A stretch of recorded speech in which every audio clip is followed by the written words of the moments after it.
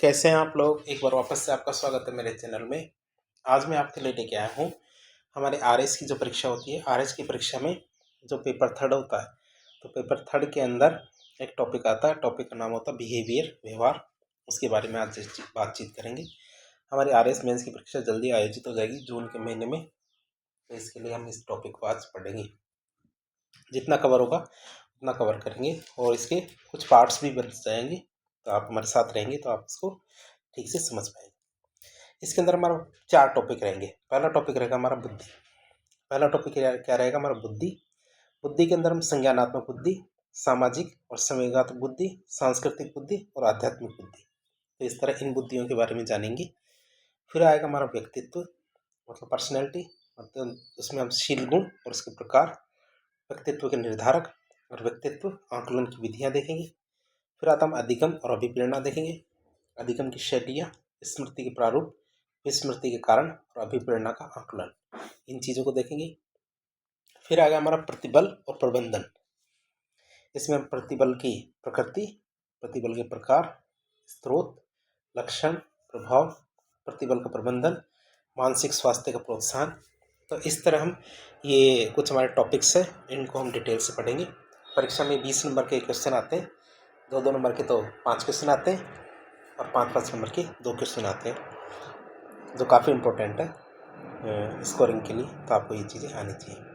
तो हमारा सिलेबस है इंग्लिश के अंदर, जिसको हम आगे क्लियर करते हैं। शुरुआत करते हैं हमारी बुद्धि से। टॉपिक की शुरुआत होती है किससे? बुद्धि से करते हैं। बुद्धि की बात करते हैं, बुद्धि मतलब इंटेलिजेंस। इंटेलिजेंस की बात करते हैं, इंटेलिजेंस शब्द लैटिन भाषा का एक शब्द है इंटेलिजेरे, उससे मिलकर बना हुआ है। किससे बना हुआ है? इंटेलिजेरे शब्द है लैटिन भाषा का, उससे मिलकर बना हुआ हमारा इंटेलिजेंस शब्द।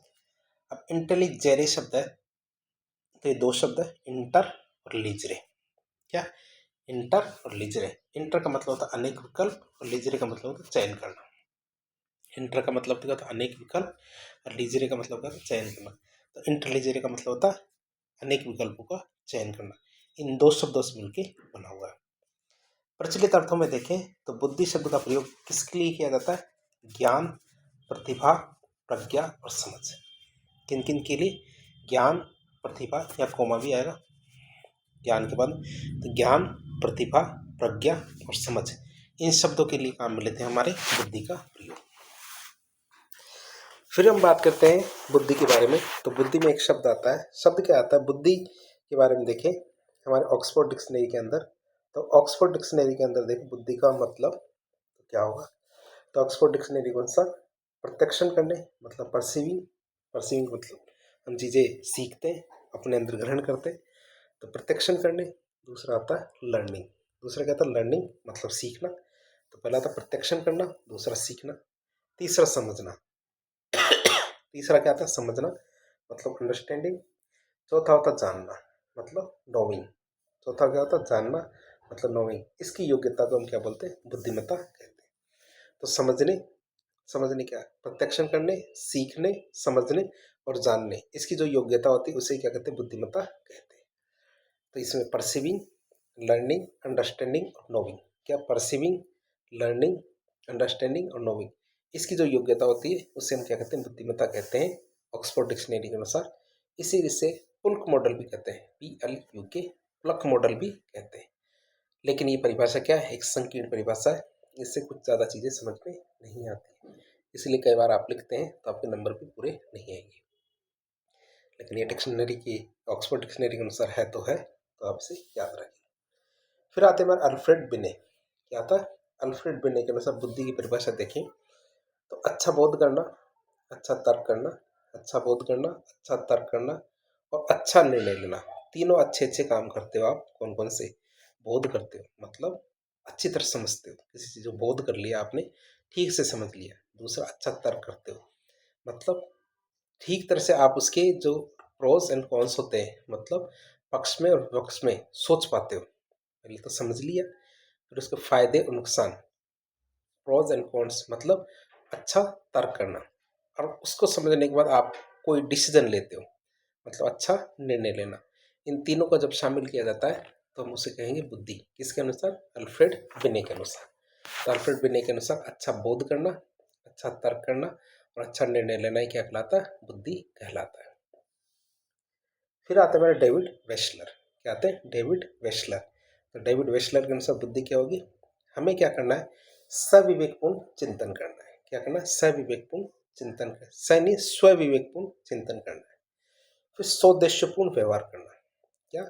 स्वविवेकपूर्ण चिंतन करने, सौदेश्यपूर्ण व्यवहार करने और परिवेश को समझने की जो समग्र क्षमता होती है उसे बुद्धि कहते हैं। बुद्धि किसे कहेंगे? स्वविवेकपूर्ण चिंतन करने, सौदेश्यपूर्ण व्यवहार करने और परिवेश को समझने की जो समग्र क्षमता होती है उसे हम क्या कहते हैं? बुद्धि कहते हैं। तो इस तरह हमने देखा डेविड वेस्टलर के अनुसार बुद्धि की परिभाषा परीक्षा में आ चुकी है ये एक बार। कौन सी? डेविड वेस्टलर के अनुसार बुद्धि की परिभाषा क्या है? तो स्वविवेकपूर्ण चिंतन करने, सौदेश्यपूर्ण व्यवहार करने और परिवेश को समझने की जो समग्र क्षमता होती है उसे हम क्या कहते हैं? बुद्धि कहते हैं। अब आती है हमारे रॉबिन्सन एंड रॉबिन्सन। 1965 में इन्होंने बुद्धि के बारे में क्या बताया? इन्होंने बताया कि बुद्धि से तात्पर्य है कि जो हमारा संज्ञानात्मक व्यवहार होता है, पहले तो आप संज्ञानात्मक तो समझते होंगे। संज्ञानात्मक का मतलब होता है कि दूसरा जो व्यवहार कर रहा है, क्या है? आपके सामने वाला जो भी व्यक्ति व्यवहार कर रहा है, जब आप उसके पूरे व्यवहार को समझ जाते हो, ठीक से समझ जाते हो, इस बात को संज्ञानात्मक शब्द कहते हैं। तो नहीं, ये तो संज्ञानात्मक शब्द का मतलब होता है सामने वाला जो कुछ कह रहा है, सामने जो कुछ हो रहा है, यदि आप उस चीज को पूरी तरह से समझते हो, ढंग से समझते हो, इसका मतलब संज्ञानात्मक शब्द काम आता है वहां पे। तो बुद्धि से तात्पर्य होता है संज्ञानात्मक व्यवहारों के संपूर्ण वर्ग से होता है। जो व्यक्ति में सूझ के द्वारा समस्या समाधान करने की जो क्षमता होती है, किसके द्वारा? सूझ के द्वारा। सूझ का मतलब आपकी इंटेलिजेंसी होती है ना, उसकी बात करें तो आपकी इंटेलिजेंसी के द्वारा या सूझ के द्वारा समस्या समाधान की जो क्षमता होती है, कि जो आपके सामने समस्या आई है, आपको उसका क्या करना है? समाधान करना है। और नई परिस्थितियों के साथ समायोजन की क्षमता होती है। क्या? नई परिस्थितियों के साथ समायोजन की क्षमता। अमूर्त रूप से सोचने की क्षमता। क्या? अमूर्त रूप से सोचने की क्षमता तथा अनुभवों से लाभ उठाने की क्षमता को दिखलाता है। क्या करता है? अनुभवों से लाभ उठाने की क्षमता को दिखलाता है। कौन बताया? किसने बताया? रॉबिन्सन एंड रॉबिन्सन ने 1965 में। तो रॉबिन्सन एंड रॉबिन्सन ने 1965 में ये चीज़ बताई, अमूर्त रूप से सोचने की क्षमता और अनुभव से लाभ उठाने की जो क्षमता होती है, ये हमारी क्या कहलाती है? बुद्धि। तो रॉबिन्सन एंड रॉबिन्सन के अनुसार देखें 1965 में, तो बुद्धि से तात्पर्य क्या होता है? संज्ञानात्मक व्यवहारों के संपूर्ण वर्ग से जो है व्यक्ति में सूझ द्वारा समस्या समाधान की क्षमता, नई परिस्थितियों के साथ समायोजन की क्षमता, अमूर्त रूप से सोचने की क्षमता और अनुभवों से लाभ उठाने की क्षमता को दिखाता है। तो इस तरह रॉबिन्सन एंड रॉबिन्सन की परिभाषा हमने देख ली। अब आता निसेर के अनुसार। किसके अनुसार? निसेर के अनुसार परिभाषा देखें बुद्धि की। तो ये क्या कहती है? निसेर हमारे 1996 में आए थे, तो उन्होंने क्या कहा? तो यह क्या है? यह व्यक्ति की जो जटिल विचारों को समझने, यह क्या है? व्यक्ति की क्या है? जटिल विचारों को समझने, पर्यावरण के साथ प्रभावी ढंग से समायोजन करने। क्या क्या? जटिल विचारों को समझने, पर्यावरण के साथ प्रभावी रूप से या प्रभावी ढंग से समायोजन करने, अनुभवों से सीखने। क्या? अनुभवों से सीखने, विभिन्न प्रकार की तर्कना में सम्मिलित होने। क्या? विभिन्न प्रकार के जो तर्कना होते हैं ना, उसमें सम्मिलित होने और चिंतन द्वारा बाधाओं को दूर करने की क्षमता होती है। क्या होती है? और क्या? चिंतन के द्वारा जो बाधाएं होती है ना, उनको दूर करने की क्षमता होती है। तो आपने किसकी देख रहे हैं? निषेध की देख रहे हैं परिभाषा। तो निषेध की परिभाषा के अनुसार क्या देखें? जो चिंतन के द्वारा बाधाओं को दूर करने की क्षमता होती है इसके अंदर, निषेध के अनुसार। निसेर 1996 में आते हैं। ये कहते हैं यह व्यक्ति के जटिल विचारों को समझने, पर्यावरण के साथ प्रभावी ढंग से समायोजन करने, अनुभवों से सीखने और विभिन्न प्रकार के तर्कना में शामिल होने और चिंतन द्वारा बाधाओं को दूर करने की क्षमता होती है। अब बात करें बुद्धि का आशय क्या है? व्यक्ति को अपने परिवेश, पर्यावरण को समझने, विवेकपूर्ण चिंतन करने, जीवन की चुनौतियों का सामना करने के लिए, और क्या? जीवन की चुनौतियों का सामना करने के लिए उपलब्ध जितने भी संसाधन हैं उनका प्रभावी ढंग से उपयोग करने की जो व्यापक क्षमता होती है उसे हम क्या कहते हैं? बुद्धि कहते हैं। उसे हम क्या कहेंगे? बुद्धि कहेंगे। तो बुद्धि का आशय क्या है? व्यक्ति के अपने परिवेश या पर्यावरण को समझने, विवेकपूर्ण चिंतन करने, जीवन की चुनौतियों का सामना करने के लिए, क्या? जीवन की चुनौतियों का सामना करने के लिए उपलब्ध जितने भी संसाधन है उनका प्रभावी ढंग से उपयोग करने की जो क्षमता होती है, व्यापक क्षमता होती है, इसे हम क्या कहते हैं, बुद्धि कहते हैं। आप इसे याद रखिएगा। बुद्धि की नॉर्मल परिभाषा है ये वाली, एक बार वापस बताएं। बुद्धि का आशय व्यक्ति को अपने परिवेश, पर्यावरण या फिर पर्यावरण को समझने, विवेकपूर्ण चिंतन करने और जीवन की चुनौतियों का सामना करने के लिए जो उपलब्ध संसाधन है उनको प्रभावी ढंग से उपयोग करने की व्यापक क्षमता से होता है। बात करें, इतनी सारी परिभाषाएं हमने देख ली, क्या हमने इतनी सारी परिभाषाएं देख ली। 1 मिनट, ये थोड़ा शोर हो रहा है, यहाँ शादी है पास में तो उसकी आवाज़ आ रही है, तो उसको थोड़ा चले जाने दीजिए ताकि हम ठीक से पढ़ पाए।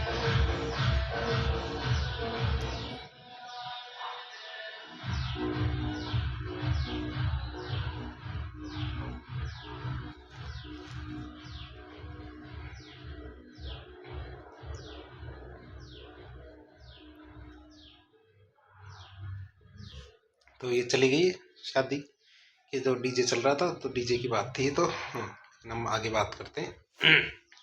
ये जितनी भी परिभाषाएं थी, इन परिभाषाओं को देखने के बाद हमें एक चीज समझ आती है कि बुद्धि की कुछ खास विशेषताएं होती है।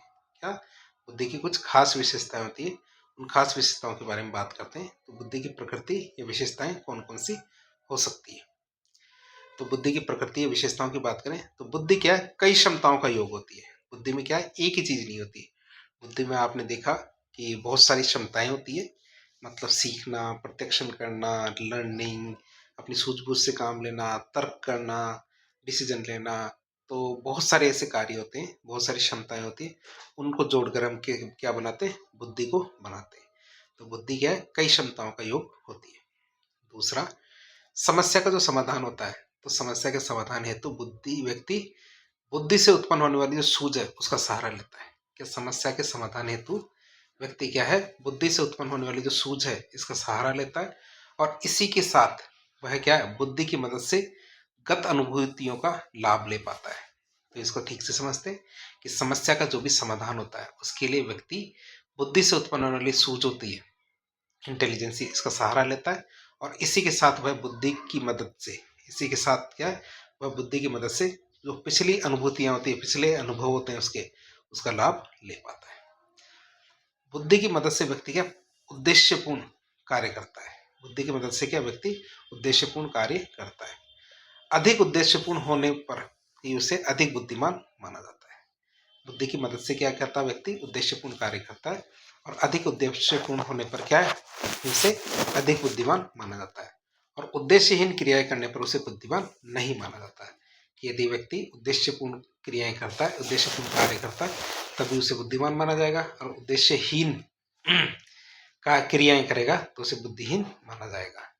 अब बुद्धि की बात करें तो बुद्धि की मदद से व्यक्ति क्या है, वातावरण में अच्छे ढंग से समायोजन और अनुकूलन करना सीखता है। बुद्धि की मदद से क्या है, व्यक्ति वातावरण में अच्छे ढंग से समायोजन करना, जो अभी आपके चारों तरफ का वातावरण है, आप उससे क्या साथ क्या करते हो, ठीक से समायोजन करते हो, और अनुकूलन करना मतलब उसी के साथ अडेप्टेशन, उसके साथ जीना सीख जाते हो। और यही क्या करता है, उसके प्रभावशाली व्यक्तित्व का कारण बनता है। कि यदि कोई सीख पाता है, समायोजित हो पाता है, अनुकूलित हो पाता है, तभी उसे अच्छी बुद्धि वाला व्यक्ति माना जाएगा। नहीं कर पाया तो इसमें इसका मतलब कोई बुद्धि नहीं है। बुद्धि की मदद से व्यक्ति क्या विवेकशील चिंतन और अमूर्त चिंतन करने में समर्थ होता है। बुद्धि की मदद से क्या होता है, व्यक्ति विवेकशील चिंतन, अमूर्त चिंतन करने में समर्थ होता है, दोनों ही चिंतन कर पाता है।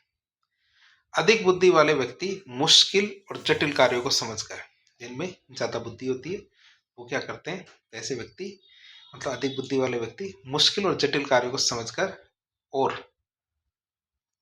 पूरी सूझबूझ के साथ उसे पूरी करते हैं। जो मुश्किल कार्य होते हैं, जटिल कार्य होते हैं, उनको पूरी तरह से समझ के पूरा करते हैं। तो इस तरह हमने बुद्धि की कुछ विशेषताएं देखी, एक बार वापस बता देते हैं आपको सारी विशेषताओं को। बुद्धि क्या है, कई विशेषताओं की का योग होती है। दूसरी विशेषता, समस्या के समाधान के लिए व्यक्ति या समस्या के समाधान हेतु व्यक्ति बुद्धि से उत्पन्न होने वाली सूझ का सहारा लेता है, और इसी के साथ वह बुद्धि की मदद से गत अनुभूतियों का लाभ ले पाता है। तीसरा, बुद्धि की मदद से व्यक्ति क्या उद्देश्यपूर्ण कार्य करता है। अधिक उद्देश्यपूर्ण होने पर उसे अधिक बुद्धिमान माना जाता है, और उद्देश्यहीन क्रियाएं करने पर उसे बुद्धिहीन माना जाता है। बुद्धि की सहायता मदद से व्यक्ति वातावरण में अच्छे ढंग से समायोजन और अनुकूलन करना सीखता है। क्या बुद्धि की मदद से व्यक्ति क्या वातावरण में अच्छे ढंग से समायोजन और अनुकूलन करना सीखता है। यही उसके उनके प्रभावशाली व्यक्तित्व का कारण बनता है। बुद्धि की मदद से व्यक्ति क्या विवेकशील चिंतन और अमूर्त चिंतन में समर्थ होता है। क्या बुद्धि की मदद से क्या व्यक्ति विवेकशील चिंतन और अमूर्त चिंतन करने में समर्थ होता है। अधिक बुद्धि वाले व्यक्ति मुश्किल और जटिल कार्यों को समझकर पूरी सूझबूझ के साथ पूर्ण करते हैं। क्या अधिक बुद्धि वाले व्यक्ति मुश्किल और जटिल कार्यों को समझ कर पूरी सूझबूझ के साथ उसे पूरा करते हैं। अब कुछ क्वेश्चंस देख लेते हैं जो परीक्षा में आए हुए हैं। तो एक क्वेश्चन आया था 2024 का जो आरएस मेंस हुआ था उसमें कि डेविड वेशलर के द्वारा प्रतिपादित बुद्धि को परिभाषित किए। तो वेशलर के अनुसार बुद्धि क्या होती है, स्वविवेकपूर्ण चिंतन करने, स्वोद्देश्यपूर्ण व्यवहार करने और परिवेश को समझने की जो समग्र क्षमता होती है उसे बुद्धि कहते हैं। आप इसे याद रखेंगे, क्या स्वविवेकपूर्ण चिंतन करने, स्वोद्देश्यपूर्ण व्यवहार करने और परिवेश को समझने की जो समग्र क्षमता होती है उसे हम क्या कहते हैं, बुद्धि कहते हैं। फिर आता बुद्धि को परिभाषित कीजिए। आरएस में 2021 में आया था। तो बुद्धि का आशय क्या है कि व्यक्ति को अपने परिवेश पर्यावरण को समझने, विवेकपूर्ण चिंतन करने, जीवन की चुनौतियों का सामना करने के लिए जितने भी उपलब्ध संसाधन है उनका प्रभावी ढंग से उपयोग करने की जो क्षमता होती है, व्यापक क्षमता, उसे हम क्या कहते हैं, बुद्धि कहते हैं। तो बुद्धि का आशय क्या है, व्यक्ति को कि अपने परिवेश या पर्यावरण को समझने, विवेकपूर्ण चिंतन करने और जीवन की जो चुनौतियां हैं इनका सामना करने के लिए जो उपलब्ध संसाधन है उनका प्रभावी ढंग से उपयोग करने की जो व्यापक क्षमता होती है उसे हम बुद्धि कहते हैं। तो ये भी हमारे 2021 के अंदर आया हुआ क्वेश्चन है। एक क्वेश्चन आया था 2016 के अंदर, थोड़ा अजीब क्वेश्चन था लेकिन फिर भी ठीक है। क्वेश्चन था इरोज और थैनेटोस से आप क्या समझते हैं। तो आप कभी आ जाए तो ठीक है, कोई बात नहीं, हम बताएंगे। इरोज और थानाटोस भी कह सकते हैं।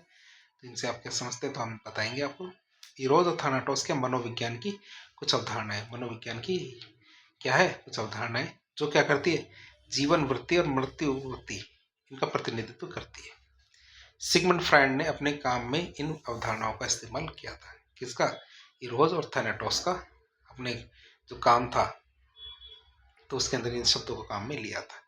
सबसे पहले तो इरोज की बात करते हैं। इरोज क्या होता है, जीवन वृत्ति जिसमें जीने की इच्छा, यौन वृत्ति, भूख प्यास जैसी बुनियादी वृत्तियां शामिल होती है। किसमें, इरोज में। इसमें क्या होता है, आकर्षण और प्रजनन की ओर प्रेरणा होती है। क्या, आकर्षण और प्रजनन की ओर प्रेरणा होती है। प्रजनन कार्य रचनात्मक कलाओं के लिए जिम्मेदार रहता है। प्रजनन कार्य और रचनात्मक कलाओं के लिए जिम्मेदार होता है।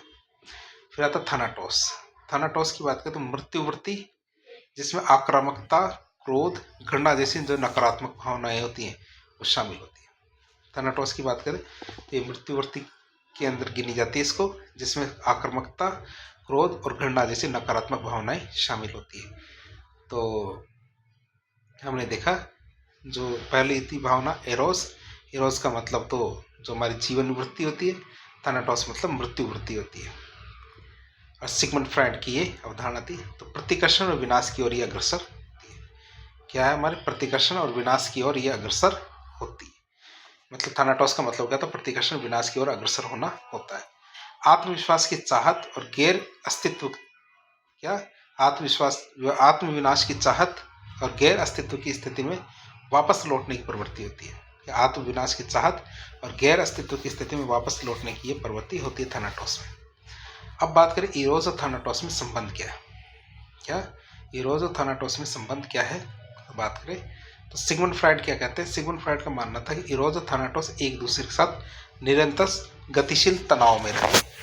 कभी कोई चीज़ हमारे ऊपर हावी हो जाती है तो कभी दूसरी चीज़ें हम पे हावी हो जाती है, मतलब एक दूसरे के साथ गतिशील तनाव में रहते हैं।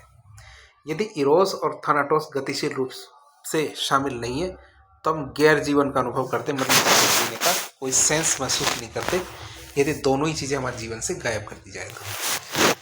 यदि वे सहयोग से काम करेंगे तो हमारा जीवन बढ़िया रहता है, सुरक्षित रहता है। हम लोग कहते हैं ना, रोड को एक तो रैकलेसली पार करो, मतलब बिना खौफ के, एक डर के पार करो, तो दोनों ही चीज़ें नहीं होनी चाहिए जीवन में, बल्कि क्या है, ध्यान से पार करना चाहिए। ना तो बिल्कुल हड़बड़ी में पार करना चाहिए, ना ही डर के पार करना चाहिए। तो बीच का रास्ता लेना चाहिए अरस्तु की तरह। फिर आता थैनाटोस के उदाहरण क्या है। थैनाटोस के उदाहरण की बात करें तो स्काई डाइविंग या बंजी जंपिंग खेल होते हैं। स्काई डाइविंग और बंजी जंपिंग जैसे खेल होते हैं तो ये थैनाटोस के अंदर आते हैं। तो ऐसे जोखिम भरे जो व्यवहार होते हैं ये थैनाटोस के अंदर गिनती आते हैं। जैसे आपने ऊंचाई से गिरे, कई बार क्या गिरने की वजह से आपका हार्ट फेल हो जाए तो अब आप क्या करोगे, तो वही होती है नकारात्मकता। इसके अंदर आती है मृत्यु वृत्ति, होती है मरने की इच्छा। तो मरने की इच्छा का मतलब ये आप वैसा ना सोचिए कि आप मरना चाहते हैं, लेकिन आप वैसे रिएक्ट करते हो जिसमें आपके मरने की चांस हो। स्कूल में किसी को धमकाना, जैसे आप स्कूल में आप किसी को धमका देते हो तो आप सोचते हो कि वापस को आपको कोई नहीं धमकाएगा, वापस भी आपको धमकाया जा सकता, तो आप मरने के धंधे कर रहे हो। कहते नहीं ये तो काम तो तेरे मरने के धंधे थे। तो वो बात आत्म विनाशकारी व्यवहार, जैसे वह नशीली दवाओं, शराब, भोजन या काम में व्यस्त रहने की जो लत होती है, ये सब हमारे थैनाटोस के उदाहरण होते हैं। अब हम बात करें बुद्धिमत्ता की, क्योंकि बुद्धि हमारा सब्जेक्ट था तो बुद्धि की बात कर रहे थे। बुद्धिमत्ता के कुछ सिद्धांत है। क्या बुद्धिमत्ता के कुछ सिद्धांत, उन सिद्धांतों के बारे में बातचीत करते हैं। बुद्धिमत्ता के सिद्धांतों की बात करें, एक सिद्धांत हमारा एक कारक सिद्धांत आता है, मतलब यूनिफैक्टर थ्योरी। तो अल्फ्रेड बिने बताते हैं यूनिफैक्टर थ्योरी के बारे में। कौन बताते हैं? अल्फ्रेड बिने बताते हैं हमारे यूनिफैक्टर थ्योरी के बारे में। तो अल्फ्रेड बिने क्या कहते हैं कि अल्फ्रेड बिने के अनुसार बुद्धि वह शक्ति होती है, बुद्धि क्या वह शक्ति है जो समस्त मानसिक कार्य को प्रभावित करती है। बुद्धि क्या होती है? बुद्धि वह शक्ति है जो क्या करती है, समस्त मानसिक कार्य होते हैं, मेंटली वर्क होते हैं, इनको प्रभावित करती है। तो उसे क्या कहते हैं? बुद्धि कहेंगे। तो बुद्धि क्या होती है? वह शक्ति है जो समस्त मानसिक कार्य को प्रभावित करती है। तो अल्फ्रेड बिने क्या है, इसके अंदर किसी प्रकार को नहीं मानते, अर्थात यूनिफैक्टर थ्योरी है, मतलब एक कारक सिद्धांत है। फिर आता हमारा दो कारक सिद्धांत, मतलब टू फैक्टर थ्योरी, मतलब बुद्धि को दो भागों में बांट के पढ़ेंगे। दो भागों में कौन बांटता है? Charles Spearman. कौन? चार्ल्स स्पीयरमैन क्या करते हैं, ये सिद्धांत दिया था जिसमें वो मानते हैं कि बुद्धि के दो कारक हैं। कितने? बुद्धि के दो कारक हैं। इसमें टू फैक्टर थ्योरी के अंदर ये दो कारक सिद्धांत में ये माना जाता है कि चार्ल्स स्पीयरमैन मानते हैं कि बुद्धि के दो कारक होते हैं। और हमारे जीवन में भी इस तरह से हम समझ सकते हैं इसको बुद्धि के मामले में कि हमारे जीवन में बुद्धि के भी दो कारक होते हैं। कौन कौन से? एक तो होता है हमारा सामान्य कारक। क्या होता है? एक तो हमारा क्या होता है? सामान्य कारक, जिसे हम कहते हैं जनरल फैक्टर। तो सामान्य कारक को हम क्या कहेंगे? General factor. ये जी से भी इसको डिनोट कर सकते हैं। क्यों? क्योंकि जी जनरल में जी से शुरू होता है, इसलिए इसे जनरल फैक्टर कहेंगे। तो सामान्य कारक की बात करें जनरल फैक्टर की तो इसे जी फैक्टर भी कहेंगे। तो सामान्य कारक किसे कहेंगे? तो वो मानसिक क्रियाएं या मेंटल एबिलिटीज़ जो प्राथमिक है और उनका प्रभाव सभी प्रकार के कार्य के निष्पादन पे पड़ता है।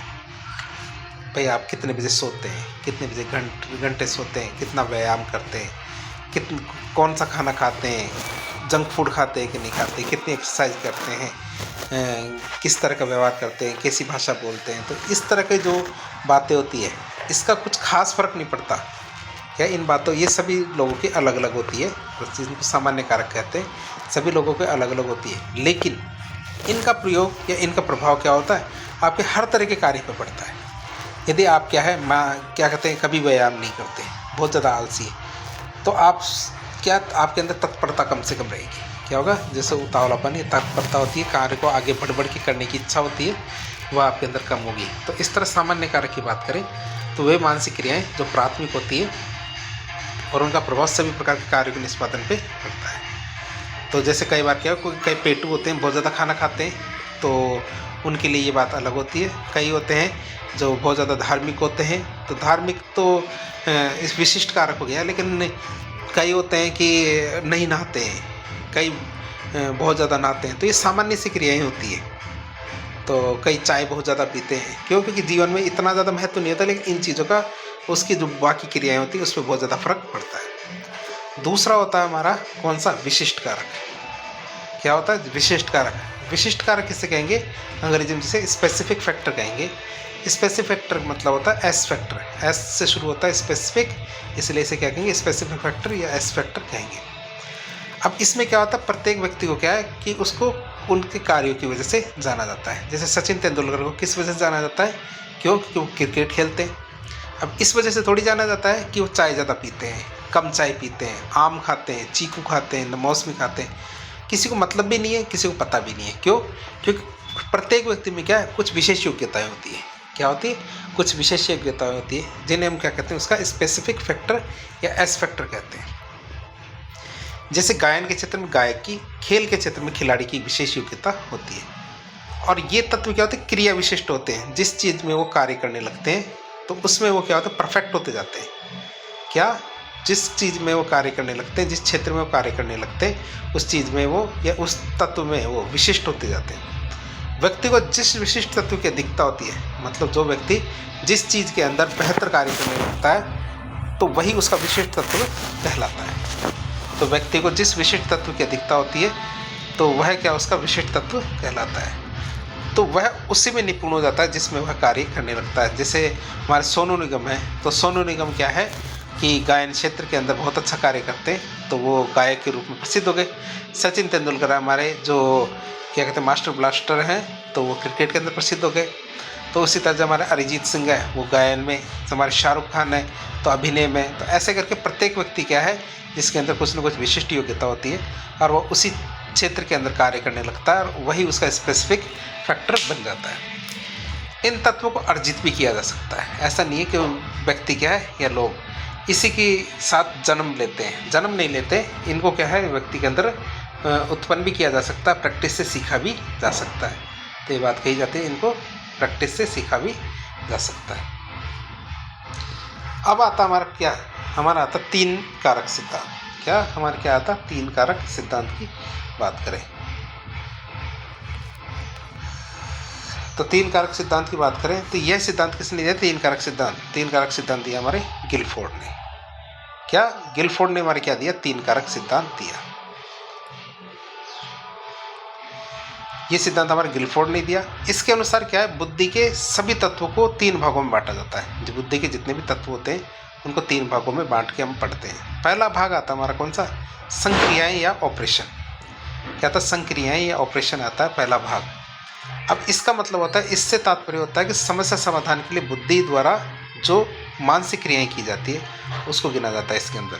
क्या संक्रियाएं या ऑपरेशन के अंदर क्या होता है कि इससे तात्पर्य होता है कि हमारा समस्या समाधान हेतु बुद्धि के द्वारा की जाने वाली जो मानसिक क्रियाएं होती है, क्या समस्या समाधान के लिए बुद्धि के द्वारा जो मानसिक क्रियाएं की जाती है कि भाई हम इस समस्या को कैसे सॉल्व करना है या इस समस्या का किस तरह से समाधान करना है। तो हम जो दिमाग में कहते हैं तिगड़म लगाओ, ध्यान दो, तो वो समस्या का कैसे समाधान करना है। तो जो भी आप मानसिक क्रियाएं कर रहे हो वही संक्रियाएं या ऑपरेशन के अंदर गिनती आती है। अब इसके लिए आप क्या करते हो, पहले तो याद करते हो कि यार पिछली बार ये समस्या आई थी तो हमने क्या किया था, अरे इस जगह ये होता तो क्या करता। और फिर बैठ के जितने भी आपके पास ऑप्शन आते हैं कि ये इतने काम अपन कर सकते हैं, इनमें सबसे बढ़िया काम कौन सा रहेगा जिससे ये समस्या बढ़िया ढंग से या बेहतर तरीके से समाधान हो सकता है इस समस्या का। तो संक्रियाएं क्या होती है, संक्रियाएं में क्या होता है, समाधान के लिए बुद्धि के द्वारा की जाने वाली मानसिक क्रियाओं से होता है। दूसरा आता विषय वस्तु या कंटेंट। क्या दूसरे क्या आता विषय वस्तु या कंटेंट की बात करें तो इसका तात्पर्य है समस्या समाधान के लिए जिस सामग्री की आवश्यकता होती है। क्या कई बार क्या होता है समस्या समाधान के लिए क्या कि आप सोच तो लेते हो लेकिन क्या सोचने से पार नहीं पड़ती है, चीज़ों की भी ज़रूरत पड़ती है। क्या बहुत सारी चीज़ों की ज़रूरत पड़ती है समस्या समाधान के लिए। तो जिन जिन सामग्री की आवश्यकता होती है उसे कहते हैं हम कंटेंट। तो समस्या समाधान के लिए जिस सामग्री की आवश्यकता होती है उसे हम क्या कहते हैं, कंटेंट, ये विषय वस्तु कहेंगे। जैसे कि हमारी दृष्टि, शाब्दिक, चित्रण, वीडियो, ऑडियो, तो ऐसे करके बहुत सारी किसी भी चीज़ की ज़रूरत पड़ सकती है समस्या समाधान के लिए। तो जैसे मान लो आपकी गणित नहीं आती है, आप सोचेंगे गणित नहीं आती तो इसमें कौन सी बड़ी बात है, हम सीख लेंगे। कैसे सीखेंगे कि यूट्यूब पे जाएंगे और गणित विषय का जो टॉपिक है हम सीखना है वो डालेंगे और सीख लेंगे। लेकिन तो आप समझ गए होंगे इसको क्या कि हमारी एक समस्या आई कि हमें गणित नहीं आती और इसको समाधान के लिए हमने क्या किया, वीडियो लिया, एक वीडियो लिया और इसको देख लिया। कई बार क्या हमारा मूड ऑफ है तो समस्या है, तो एक तरह की मूड ऑफ नहीं होना चाहिए। समाधान के लिए आपने क्या किया, अरिजीत सिंह के गाने यूट्यूब पे डाले और उनके गाने सुनने लगे, आपका आनंद प्रफुल्लित हुआ और आपकी समस्या का समाधान हो गया। तो ऑडियो ने क्या किया, आपकी समस्या का समाधान कर दिया। फिर आता है कि आपका मन खराब हो रहा है, तो चलो कहीं बाहर घूमने चलते हैं, नई नई वादियों को आप देखते हो, तो देखते ही आपका मन मज़ेदार हो जाता है कि इससे बढ़िया कुछ भी नहीं हो सकता। मतलब आपकी दृष्टि क्या है, दृष्टि ने आपकी समस्या का समाधान कर लिया। या फिर हम आपका देखने की भी इच्छा नहीं है किसी गाने सुनने की भी इच्छा नहीं है, या कुछ पिक्चर देखने की भी इच्छा नहीं, कुछ भी करने की इच्छा नहीं है। क्यों? क्योंकि आपको अकेलापन महसूस हो रहा है। क्या हो रहा है? अकेलापन महसूस हो रहा है। अकेलापन महसूस होता है, कुछ भी जीवन जीने की इच्छा नहीं करती, तो आपको क्या करना चाहिए? किसी से बात करनी चाहिए। तो एक व्यक्ति जिससे आप बात करते हो, और बात करने के बाद आप क्या है, अच्छा महसूस करने लगते हो। क्या करते हो? अच्छा महसूस करने लगते हो। तो इसका मतलब शब्द। तो इस तरह कुछ भी कंटेंट हो सकता है। तो जिस समस्या का समाधान करने के लिए जिस सामग्री की आवश्यकता होती है उससे हम विषय वस्तु में कंटेंट कहते हैं। तीसरा होता है हमारा उत्पादन या प्रोडक्ट। इसको प्रोडक्ट भी कह सकते हैं, उत्पाद भी कह सकते हैं। तो जिस रूप में सूचनाएं प्राप्त होती है, कि जिस रूप में सूचनाएं प्राप्त होती है तो उसे हम कंटेंट कहते हैं। कंटेंट मतलब जिस रूप में सूचनाएं प्राप्त होती है। तो सूचना का मतलब ये होता है कि पहले हमने ठीक से समझा, संक्रियाएं की, दिमाग लगाया, क्या क्या हमारे पास विकल्प है। तो पहला आ गया मतलब ऑपरेशन, फिर आता कंटेंट, उस समस्या को समाधान करने के लिए कि हमने कौन कौन सी चीज़ें काम में लिए, तो वो हमारा कंटेंट हो गया। फिर आता है प्रोडक्ट, कि फिर इसके बाद हमने एक परिणाम निकाला कि हम उस समस्या का समाधान हमने कर दिया है। तो जिस रूप से हमने उसको, जिस तरीके से हमारा मन किया कि हम इस समस्या का समाधान इस तरह से करेंगे। यदि हमें आरएस की तैयारी करनी है तो विक्रम आरपीएससी पॉइंट पे आएंगे और तैयारी करनी शुरू कर देंगे। तो हमने एक समस्या का समाधान निकाला। तो नोट की बात करें तो ये तीनों को मिलाकर के हम क्या बोलते हैं, इस सिद्धांत को बुद्धि संरचना मॉडल भी कहते हैं। तो इस सिद्धांत को हम क्या कहते हैं? बुद्धि संरचना मॉडल भी कहते हैं। अब हम बात करेंगे बहुबुद्धि सिद्धांत की। क्या करेंगे? बहुबुद्धि सिद्धांत की बात करेंगे। तो हमने 3 स्तरीय सिद्धांत देखा, 3 फैक्टर थ्योरी, 3 फैक्टर वाली। अब बात करेंगे बहुबुद्धि सिद्धांत की, जिसको मल्टी डायमेंशियल थ्योरी कहते हैं। अब मल्टी डायमेंशियल थ्योरी की बात करें तो यह सिद्धांत हमारे हार्वर्ड गार्डनर ने दिया था। किसने? हार्वर्ड गार्डनर ने दिया था। उनकी एक बुक थी, बुक का नाम था फ्रेम्स ऑफ माइंड्स। क्या? Frames of mind. 1983 में उन्होंने किताब लिखी थी, जिसमें उन्होंने बहुबुद्धि सिद्धांत दिया था। इसके अनुसार क्या, बुद्धि कोई एक तत्व नहीं होता है जिसको आप देख लेते हैं, बल्कि ये क्या, बहुत सारी बुद्धियाँ होती है अलग अलग तरह की, उनको मिला करके एक बुद्धि बनती है किसी व्यक्ति की। तो व्यक्ति के अंदर बहुत सारी बुद्धियाँ होती है, लेकिन उनमें से कोई एक खास बुद्धि होती है। बुद्धियाँ तो सभी के पास बहुत सारी होती है, हर क्षेत्र की होती है, लेकिन उनमें से किसी एक बुद्धि के अंदर क्या होता है, विशेष होता है ना, कि एक्सपर्टीज हो जाती है। तो वह व्यक्ति उस बुद्धि के नाम से ही उसको जाना जाता है। तो किसी समस्या का समाधान खोजने के लिए भिन्न भिन्न प्रकार की बुद्धियाँ आपस में क्रिया करती है। क्या? आपस में अंतःक्रिया करते हुए साथ साथ काम करती है।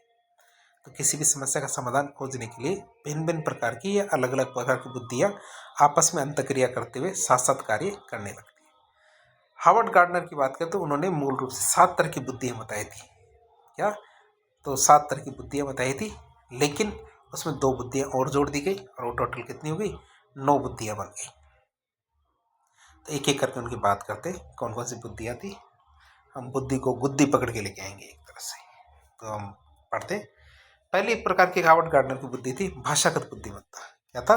भाषागत बुद्धिमत्ता। तो भाषागत बुद्धिमत्ता की बात करें तो यह क्या है, जैसे को होता है ना कि मेरी भाषा इससे इतनी बढ़िया है। जैसे कवि होते हैं, लेखक होते हैं ना, पत्रकार होते हैं, तो ये सामने तो होते नहीं है, लेकिन ये इतना सुंदर लिख देते हैं। क्या? इनकी लिखावट इतनी सुंदर होती है। लेखनी नहीं कह रहा मैं, शब्द की नहीं, लेकिन शब्दों को इस तरह से पिरोते हैं कि जब हम उनको पढ़ते हैं तो पढ़ते ही रहते हैं। कब एक पन्ने से पूरी बुक पढ़ लेते हैं हमें पता भी नहीं चलता है। क्यों? क्योंकि उनकी भाषा शैली या भाषा प्रवाह इतना बढ़िया होता है, नम्य होता है, कि हम उसको पसंद करते हैं। तो यह क्या करते हैं, अपने विचारों को प्रकट करने और दूसरे के विचारों को समझने के लिए प्रवाह और नम्यता के साथ भाषा का उपयोग करते हैं। किसका उपयोग करते हैं? भाषा का। इसीलिए इसे क्या कहते हैं? भाषागत बुद्धिमत्ता कहेंगे। जिन व्यक्तियों में ये बुद्धि होती है, किसकी? भाषागत बुद्धिमत्ता की बुद्धि होती है, वे क्या होते हैं? शब्द कुशल होते हैं। क्या होते हैं? शब्द कुशल होते हैं। सोच समझ के शब्दों का इस्तेमाल करते हैं कि कब कहाँ कौन से शब्द का इस्तेमाल करना है। इसका मतलब वो शब्द कुशल होते हैं, सोच समझ कर शब्दों का इस्तेमाल करते हैं। ऐसे व्यक्ति शब्दों के भिन्न भिन्न अर्थों के प्रति संवेदनशील होते हैं। ऐसे व्यक्ति क्या होते हैं? शब्दों के जो भिन्न भिन्न अलग अलग अर्थ होते हैं उनके प्रति क्या होते हैं, संवेदनशील होते हैं कि ये इस जगह ये वाला शब्द काम में नहीं लेना चाहिए था, चाहे दोनों शब्दों का मतलब एक ही क्यों ना हो। और स्पष्ट और परिशुद्ध भाषा का उपयोग करते हैं। तो क्या स्पष्ट और परिशुद्ध भाषा होती है, उसका उपयोग करते हैं। तो आगे बात करें तो इसमें किन किन को शामिल किया जाता है, लेखक, कवि, पत्रकार और अनुवादक, ये होते हैं, इनको शामिल किया जाता है इसके अंदर। किस किस को, लेखक, कवि, पत्रकार और अनुवादक, इसको शामिल किया जाता है। फिर बात करें तार्किक गणितीय बुद्धि। क्या तार्किक गणितीय बुद्धि की बात करें, दूसरी प्रकार की बुद्धि आती है।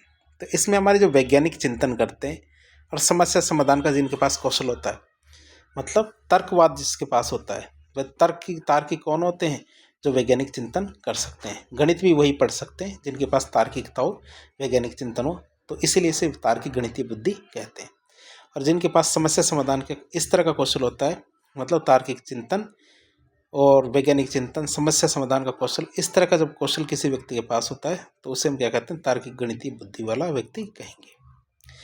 अब इस प्रकार की जो बुद्धि होती है, क्या इस प्रकार की बुद्धि अधिक मात्रा में रखने वाले व्यक्ति क्या तार्किक और आलोचनात्मक चिंतन कर सकते हैं।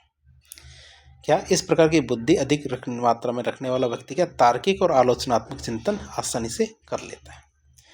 अब ये व्यक्ति क्या होते हैं, जिज्ञासु होते हैं, सीखने की इनकी बहुत ज़्यादा इच्छा होती है, क्या सीखने की बहुत ज़्यादा इच्छुक होते हैं, तार्किक प्रकृति के होते हैं और ये हर बात में तर्क करते हैं।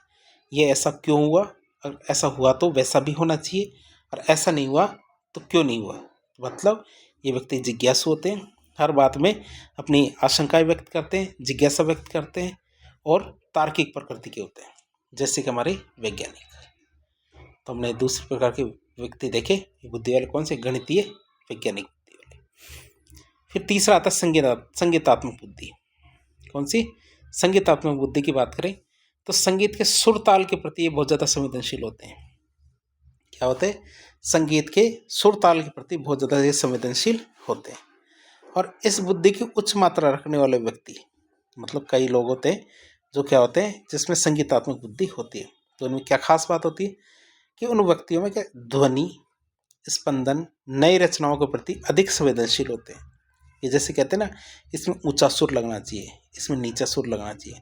हम तो क्या होते हैं, जो श्रोता हैं, सुनने वाले, हमें तो पता भी नहीं चलता ऊंचा सुर क्या होता है, नीचा सुर क्या होता है, इससे हल्की आवाज़, इससे भारी आवाज़, हमें तो बने बनाए गाने मिलते हैं, इसलिए हम कभी भी उन चीज़ों को ठीक से समझ ही नहीं पाते।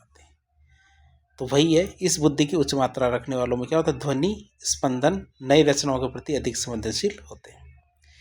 ऐसे लोगों में क्या अच्छे संगीत की परख और संगीत के निर्माण की योग्यता होती है। ऐसे लोगों में क्या होता है, अच्छे संगीत की परख होती है और संगीत निर्माण की योग्यता होती है। फिर आते हैं हमारे कौन से, शारीरिक गति संवेदी बुद्धि। क्या शारीरिक गति संवेदी बुद्धि आता है, तो गति दो बार आ गया तो ये गलत है। तो शारीरिक गति संवेदी बुद्धि की बात करें तो संपूर्ण शरीर अथवा शरीर के किसी अंग के प्रयोग करें। तो इसमें व्यक्ति क्या करता है, या तो पूरे शरीर का उपयोग करता है, जैसे हमारे एक्टर होते हैं, अभिनेता होते हैं, या तो शरीर का, पूरे शरीर का उपयोग, जैसे डांस कर रहे हैं, कोई डांसर है तो शरीर का किसी अंग का प्रयोग कर रहा है, या पूरे शरीर का प्रयोग कर रहा है, या किसी अंग की लोच का प्रयोग कर रहा है, मतलब घुमा के डांस कर करके दिखा रहा है। तो इससे वो क्या सृजनात्मकता पैदा करते हैं, या उत्पन्न करते हैं, या प्रदर्शित करते हैं। कि कई बार क्या होता है, जैसे हमारे कई डांसर होते हैं, नए नए डांस फॉर्म का इजाद करते हैं कि ये वाला डांस फॉर्म ऐसा है, वो वाला डांस फॉर्म वैसा है। तो ये कैसे करते हैं, ये क्या करते हैं, पूरे शरीर का उपयोग करते हैं, या फिर शरीर के किसी अंग का की लोच का उपयोग करते हैं, और उसमें क्या करते हैं, सृजनात्मकता पैदा करते हैं। हमारे लक्ष्यों और व्यक्तिगत उद्देश्यों के कार्यान्वयन को सुविधाजनक बनाने में ये मदद करने के साथ किसी के शरीर को बड़ी सटीकता के साथ उपयोग करने की क्षमता होती है। क्या किसी के शरीर को बड़ी सटीकता के साथ उपयोग करने की क्षमता होती है। तो क्या होता है, हमारे लक्ष्यों और व्यक्तिगत उद्देश्यों के कार्यान्वयन को सुविधाजनक बनाने में मदद करने के साथ किसी के शरीर को बड़ी सटीकता के साथ उपयोग करने की क्षमता होती है। उदाहरण की बात करें तो हमारे खिलाड़ी, अभिनेता, अभिनेत्री, नर्तक। क्या खिलाड़ी, अभिनेता, अभिनेत्री, नर्तक क्या होते हैं, शारीरिक गति संवेदी बुद्धि वाले होते हैं। फिर होते हैं हमारे अंतर व्यक्तिक मतलब इंट्रापर्सनल इंटेलिजेंस। क्या? अंतर व्यक्तिक मतलब इंट्रापर्सनल इंटेलिजेंस मतलब कि जो अपनी निजी भावनाओं, अभिप्रेरणा, उद्देश्यों, शक्तियों और कमजोरियों के ज्ञान रखते हैं। कई व्यक्ति होते हैं जिन्हें पता होता है कि वो क्या कर सकते हैं और क्या नहीं कर सकते, किन चीज़ों से उनको अच्छा लगेगा, किन चीज़ों से उनको मूड खराब हो जाता है, उनकी क्या ताकत है, उनकी क्या कमजोरियां हैं, जीवन के उनके क्या उद्देश्य हैं, जिंदगी में उन्हें क्या करना है। इसका मतलब वो क्या कहते हैं, इंट्रापर्सनल इंटेलिजेंस है, मतलब खुद के बारे में जान चुके हैं और इस ज्ञान का व्यवहार में भी उपयोग करते हैं। इस ज्ञान का क्या करते हैं, व्यवहार में भी उपयोग करते हैं। इस बुद्धि की अधिकता वाले जो व्यक्ति होते हैं अपनी पहचान, मानव अस्तित्व, अपने जीवन के अर्थों को समझने के लिए जिज्ञासु होते हैं। क्या होते हैं, इस बुद्धि की अधिकता रखने वाले व्यक्ति क्या करते हैं, अपनी पहचान, मानव अस्तित्व और अपने जीवन के अर्थों को समझने के लिए जिज्ञासु रहते हैं। कौन होते हैं ये? जैसे हमारे दार्शनिक होते हैं, आध्यात्मिक संत होते हैं, इनको इस श्रेणी में गिना जाता है। किसमें? अंतर व्यक्तिक श्रेणी। फिर आता इंटरपर्सनल इंटेलिजेंस। इंटरपर्सनल का मतलब दो के बीच में, इंट्रा का मतलब होता है स्वयं में, इंटर का मतलब दो के बीच में, मतलब दूसरे व्यक्ति के व्यवहारों के प्रति संवेदनशील होना। क्या? दूसरे व्यक्ति के व्यवहारों के प्रति संवेदनशील होने वाली बात आती है इसमें। तो इस योग्यता के द्वारा व्यक्ति क्या, अन्य व्यक्तियों की जो अभिप्रेरणाओं, उद्देश्यों, भावनाओं और व्यवहारों का सही बोध करते हुए क्या होता है, इस योग्यता के द्वारा व्यक्ति अन्य व्यक्तियों की जो अभिप्रेरणाओं, उद्देश्यों, भावनाओं और व्यवहारों का सही बोध करते हुए उसके साथ मधुर संबंध स्थापित करता है। उसके साथ क्या करता है, मधुर संबंध स्थापित करता है। तो इस योग्यता द्वारा किसी अन्य व्यक्तियों की जो अभिप्रेरणाएं होती है, उद्देश्यों, भावनाओं और व्यवहारों का सही बोध करते हुए उसके साथ मधुर संबंध स्थापित करता है। जैसे कौन? जैसे हमारे राजनेता और धार्मिक नेता। कौन कौन? जैसे हमारे राजनेता होते हैं, धार्मिक नेता, तो खुद का तो समझते ही हैं, साथ ही साथ दूसरों के बारे में भी समझ जाते हैं। फिर आते हैं हमारे कौन? देशिक बुद्धि। देशिक बुद्धि की बात करें तो इसमें क्या होता है, दृश्य बिंब और प्रतिरूप निर्माण का कौशल होता है। जैसे कई बार क्या होता है, नई क्रिएशन की नीति होती है इसके अंदर। जैसे कोई एक नई मूवी बनानी है, हमें क्या करना है, नई मूवी बनानी है, तो डायरेक्टर प्रोड्यूसर क्या होते हैं, डायरेक्टर क्या सोचता है कि हमें एक नई चीज़ पैदा करनी है। कभी भी वो पहले से जो चीज़ें मार्केट में हैं उनको नहीं बना सकता। यदि ऐसा हुआ तो डायरेक्शन कैसा, वे तो एक तरह की कॉपी हुई।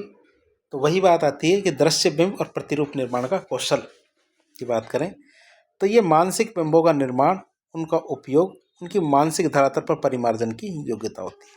कि पहले एक ऐसी सोच लेके आओ, फिर सोच को ठीक तरह से उपयोग करो और फिर मानसिक धरातल पर उसको उतारो। यदि किसी व्यक्ति के पास इस तरह की योग्यता है तो इसका मतलब उसकी देशिक बुद्धि काम करती है, बढ़िया काम करती है। उदाहरण के लिए देखें, जैसे हमारे चित्रकार होते हैं, फोटोग्राफर, मूवी डायरेक्टर, फिल्म निर्देशक, मूर्तिकार, विमान चालक, पायलट, तो ये सब हमारे किस में आते हैं, देशिक बुद्धि के अंदर आते हैं। किस में आते हैं, देशिक बुद्धि के अंदर आते हैं। फिर आता है हमारा क्या, हमारे प्रकृतिवादी बुद्धि। कई क्या होते हैं, जो हमारी प्रकृति है, पेड़ पौधे हैं, इसके प्रति बहुत ज़्यादा संवेदनशील होते हैं। उनको कम क्या कहते हैं, प्रकृतिवादी बुद्धि। मतलब कि पर्यावरण के प्राकृतिक पक्ष की जो विशेषताएं हैं उनके प्रति बहुत ज़्यादा संवेदनशीलता। क्या? पर्यावरण के प्राकृतिक पक्ष की जो विशेषताएं हैं उनके प्रति संवेदनशीलता की बात करें तो इस बुद्धि में क्या, इस बुद्धि से तात्पर्य है कि प्राकृतिक जो पर्यावरण है उनसे हमारे संबंधों की पूर्ण जानकारी से। क्या? इस बुद्धि से तात्पर्य प्राकृतिक पर्यावरण से हमारे संबंधों की पूर्ण जानकारी से इसका सेंस निकलता, मतलब निकलता है। विभिन्न प्रकार के जो पशु पक्षी होते हैं, क्या, विभिन्न प्रकार के पशु पक्षियों, वनस्पतियों के सौंदर्य का बोध करने में, विभिन्न प्रकार के पशु पक्षियों और वनस्पतियों के सौंदर्य का बोध करने में और प्राकृतिक पर्यावरण में सूक्ष्म विभेद करने में ये बुद्धि बहुत काम आती है। ये बुद्धि क्या, बहुत ज़्यादा सहायक है इन कार्य करने में। जैसे कि हमारे किसान है, पर्यटक है, प्राणी विज्ञानी है, वो इसी तरह के कार्य करते हैं। क्या करते हैं, इसी तरह के कार्य करते हैं।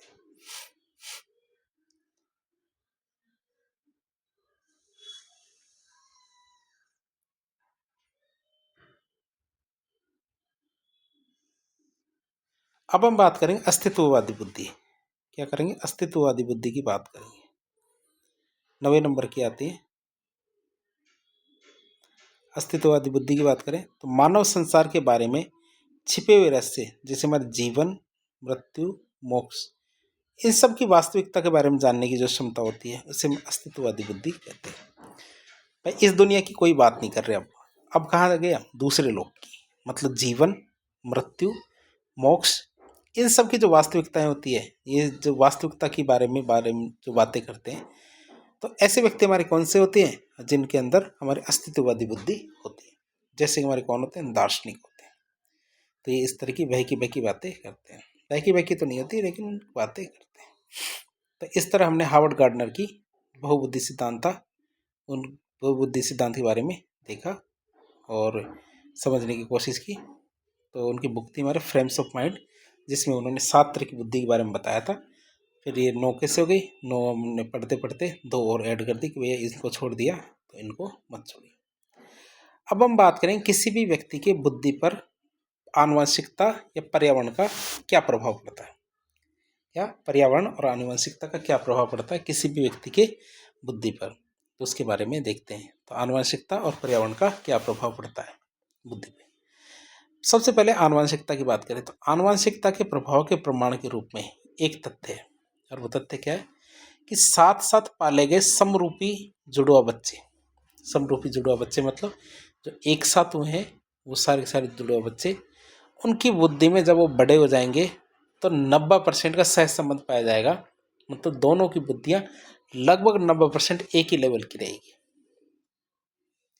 क्या? साथ साथ पाले गए समरूपी जो जुड़वा बच्चे हैं उनमें लगभग 90% सेम रहता है, मतलब 0.90 सह संबंध पाया जाता है। वहीं अलग अलग पाले गए जो जुड़वा बच्चे होते हैं उनकी बुद्धि में 0.72 सह संबंध पाया जाता है। क्या पाया जाता है? 0.72 सह संबंध पाया जाता है जो बच्चे अलग अलग पाले गए हैं। साथ साथ पाले गए जो सामान्य जुड़वा बच्चे हैं, क्या साथ साथ पाले गए सामान्य जुड़वा बच्चों में 0.60 बुद्धि सह संबंध पाया जाता है। कितना? 0.60 बुद्धि सह संबंध पाया जाता है। साथ साथ पाले गए सामान्य जुड़वा बच्चे हैं। क्या? सामान्य जुड़वा बच्चे हैं, उनकी बात करें, समरूपी नहीं है, सामान्य जुड़वा बच्चों में 0.60 बुद्धि सह संबंध पाया जाता है, मतलब उतने सेम रहते हैं। साथ साथ पाले गए जो सहोदर है, क्या साथ साथ पाले गए जो सहोदर है उनकी बुद्धि का सहसंबंध 0.50 होता है। और वहीं अलग अलग पाले गए जो सहोदर होते हैं उनकी बुद्धि में तो 0.25 का ही संबंध पाया जाता है। तो साथ साथ पाले गए सहोदरों में बुद्धि का सहसंबंध 0.50 होता है, वहीं अलग अलग पाले गए सहोदरों में बुद्धि का संबंध 0.25 ही होता है। दत्तक बच्चों की बुद्धि गोद लेने वाले माता पिता की अपेक्षा, क्या दत्तक बच्चों की बुद्धि क्या होती है? गोद लेने वाले माता पिता की अपेक्षा जन्म देने वाले माता पिता की ज़्यादा समान होती है। क्या होता है? जन्म देने वाले माता पिता की ज़्यादा समान होती है उनकी बजाय जिनके द्वारा गोद लिया गया। तो दत्तक ये गोद लिए हुए बच्चे होते हैं उनकी बात करते हैं। तो दत्तक बच्चों की बुद्धि गोद लेने वाले माता पिता की अपेक्षा क्या जन्म देने वाले माता पिता की ज़्यादा समान होती है। इसीलिए कई बार जो गोद लेने वाले माता पिता है वो भी डर जाते हैं कि इनकी संतान है, पता नहीं क्यों, क्योंकि उनके ज़्यादा समान होगा जिन्होंने इनको जन्म दिया है। बात करें पर्यावरण की, तो पर्यावरण की बात करें क्योंकि हमने तो अभी तक तो आनुवंशिकता देखी, अब पर्यावरण की बात करते हैं। पर्यावरण का बुद्धि पर किस तरह से प्रभाव पड़ता है। तो पर्यावरण के प्रभाव के संबंध में ये देखा जाता है कि जैसे जैसे बच्चे की आयु बढ़ती जाती है, क्या होता है, जैसे जैसे बच्चे की आयु बढ़ती जाती है उनका बौद्धिक स्तर भी गोद लेने वाले माता पिता की बुद्धि के निकट जाने लगता है। तो जैसे जैसे बच्चे की उम्र बढ़ती है, आयु बढ़ती जाती है, तो उनका जो बौद्धिक स्तर है वो गोद लेने वाले माता पिता की जो बुद्धि का स्तर है उसके निकट पहुंच जाता है, मतलब उनके लेवल का ही हो जाता है। लेवल का तो नहीं होगा लेकिन निकट जाने लगता है। साथ ही साथ और भी बहुत सारी चीज़ें होती है, जैसे प्रचुर समृद्ध पोषण, यदि बढ़िया खाना मिल रहा है और बढ़िया पोषण मिल रहा है, पारिवारिक पृष्ठभूमि अच्छी है, अच्छे लोगों से उठ बैठ है, अच्छे संस्कार मिल रहे हैं, और गुणवत्ता युक्त शिक्षा पद्धति है।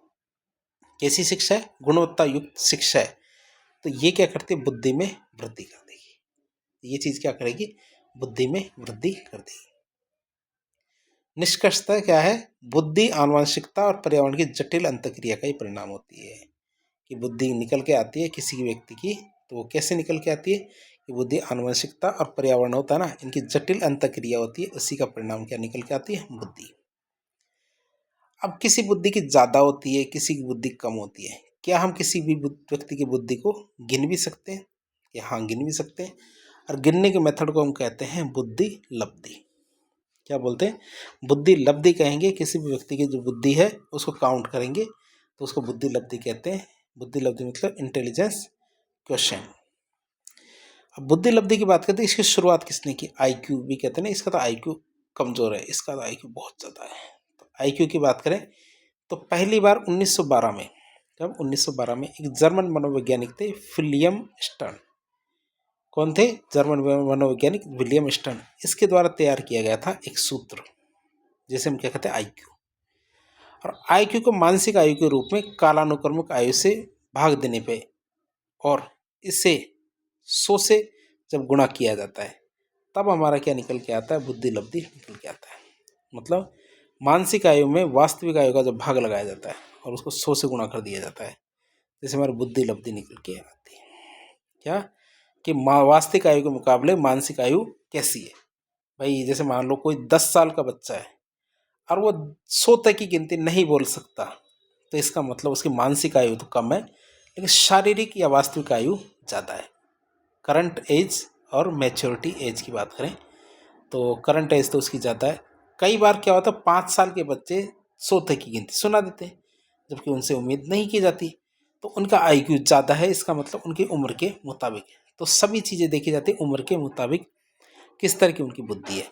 तो मानसिक आयु में वास्तविक आयु का भाग लगाते हैं और 100 से गुणा करते हैं तो क्या आता है, बुद्धि लब्धि निकल के आता है। और जब कुछ निकल के आता है तो उसे किस श्रेणी में डाला जाएगा। यदि स्कोर 130 या 130 से ज़्यादा आता है तो वो लोग क्या अतिश्रेष्ठ श्रेणी में गिने जाते हैं। स्कोर यदि 120 से 129 के बीच में आता है, कितना, 120 से 129 के बीच में आता है तो वो श्रेष्ठ श्रेणी में गिने जाएंगे। स्कोर यदि 110 से 119 के बीच में आया तो उसे उच्च औसत की श्रेणी में गिना जाता है। किसमें, उच्च औसत की श्रेणी में गिना जाता है। स्कोर यदि 90 से 109 के बीच में आया तो उसे औसत की श्रेणी में गिना जाएगा। किसमें, औसत की श्रेणी में गिना जाएगा।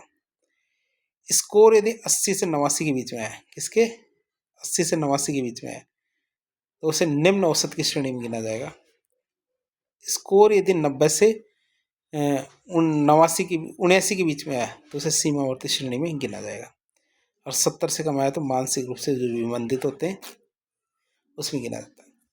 तो इस तरह से जो स्कोर आता है उसी के आधार पर हम ये चेक करते हैं कि सामने वाला बंदा है ना किस श्रेणी का कैसा है।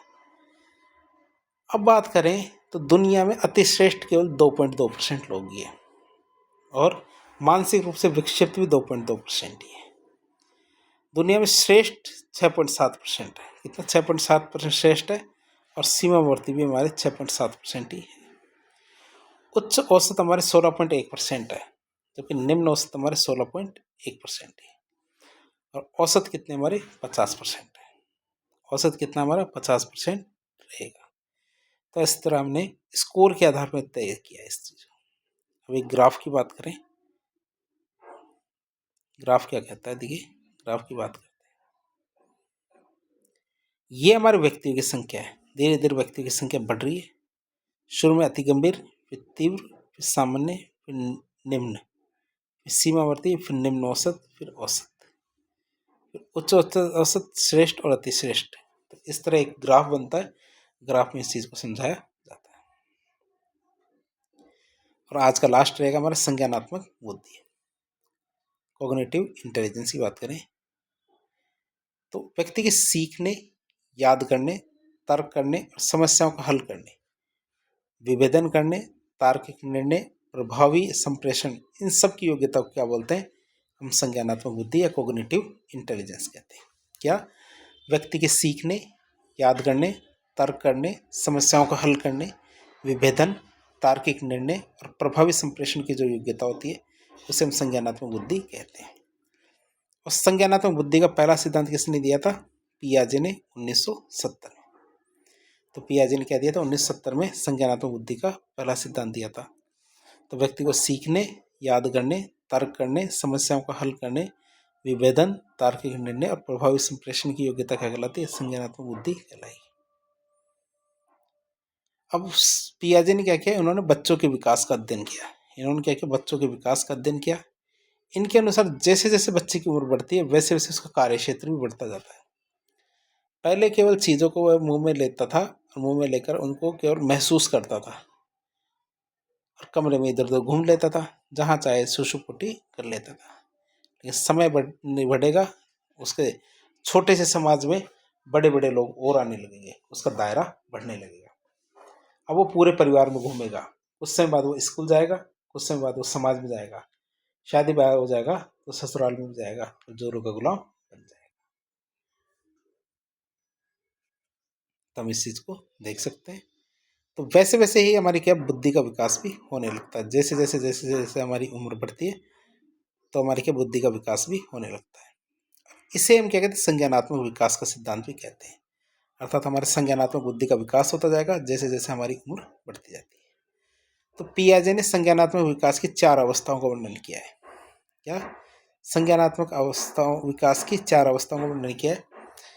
पहला आता संवेदी पेशी अवस्था, जिससे जो होती है हमारे 0 से 2 साल तक की, जिसमें बच्चा छू कर महसूस करता है, उन चीज़ों को मुंह में ले लेता है कई बार और उनको महसूस करने की कोशिश करता है, इसे कहते हैं संवेदी पेशी अवस्था। दूसरा होता पूर्व संक्रियात्मक अवस्था, मतलब 2 से 7 साल की अवस्था। अब वो है क्या है, चीज़ों को ऑब्जर्व करता है। पूर्व सक्रियात्मक अवस्था चीज़ों को ऑब्जर्व करता है, चीज़ों को देखता है और उसी तरह कार्य करने की कोशिश करता है।